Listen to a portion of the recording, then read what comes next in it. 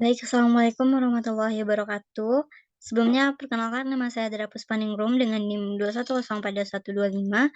Video ini bertujuan untuk memenuhi tugas pada mata kuliah Politik Kebijakan Publik. Ini merupakan tugas presentasi PPT pada pertemuan pertama, yaitu tentang konsep politik kebijakan.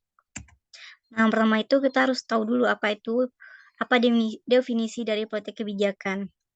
Nah, politik atau politics menurut Miriam Budiarjo pada 2008 nomor 15 adalah usaha untuk menentukan peraturan-peraturan yang dapat diterima baik oleh sebagian besar warga untuk membawa masyarakat ke arah kehidupan bersama yang lebih harmonis. Nah, politik kebijakan merujuk pada proses politik yang terjadi dalam pembuatan implementasi dan evaluasi kebijakan publik.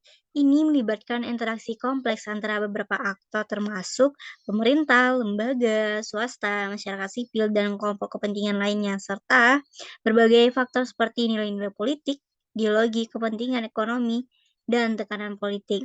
Nah, menurut Carl J. Frederick dalam Islami pada 2000, mendefinisikan kebijakan sebagai usaha atau serangkaian tindakan yang diusulkan seseorang, kelompok atau pemerintah dalam suatu lingkungan tertentu dengan menunjukkan hambatan-hambatan dan kesempatan-kesempatan terhadap pelaksanaan usulan kebijakan tersebut dalam rangka mencapai tujuan tertentu.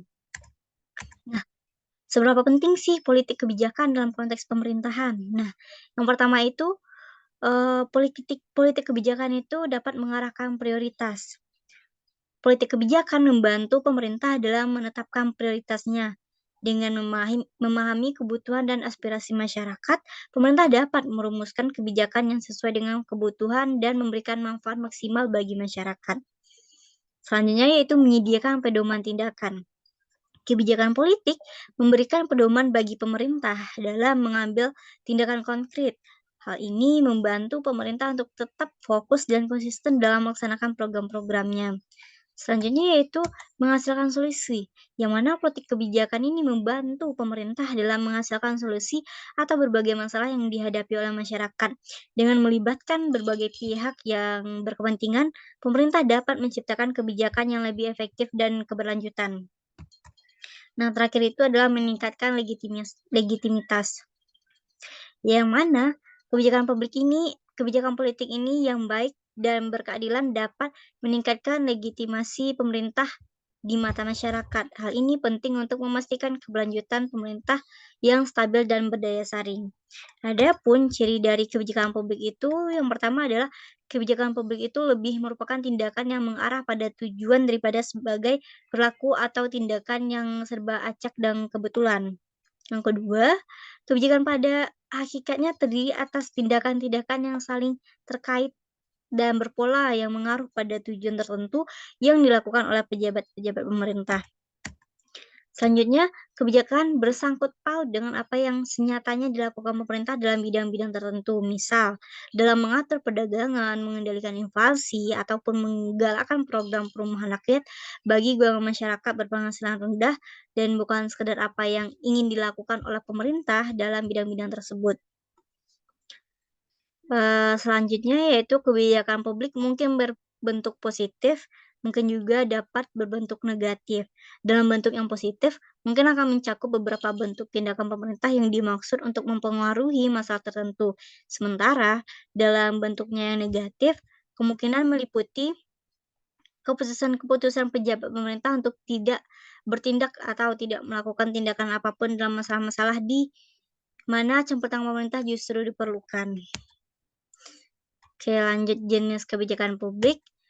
Kebijakan publik itu kebijakan yang substansif yang pertama versus kebijakan prosedural. Kebijakan substansif yakni kebijakan yang menyangkut apa yang akan dilakukan oleh pemerintah, sedangkan kebijakan prosedural adalah bagaimana kebijakan substantif tersebut akan dijalankan. Kedua, kebijakan distributif menyangkut distribusi pelayanan atau kemanfaatan pada masyarakat atau individu. Kebijakan regulatori merupakan kebijakan yang berupa pembatasan atau pelarangan terhadap perilaku individu atau kelompok masyarakat, sedangkan kebijakan redistributif merupakan kebijakan yang mengatur alokasi kekayaan, pendapatan, pemilikan atau hak-hak di antara berbagai kelompok dalam masyarakat. Lanjut kebijakan material versus kebijakan simbolis. Kebijakan material adalah kebijakan yang memberikan keuntungan sumber daya yang konkret pada kelompok sasaran, sedangkan kebijakan simbolis adalah kebijakan yang memberikan manfaat simbolis pada kelompok sasaran. Dan yang terakhir adalah kebijakan yang berhubungan dengan barang umum atau public goods dan barang privat atau private goods. Kebijakan public goods itu merupakan kebijakan yang bertujuan mengatur pemberian barang atau pelayanan publik, sedangkan kebijakan private goods ini adalah kebijakan yang mengatur penyediaan barang atau pelayanan untuk pasar bebas.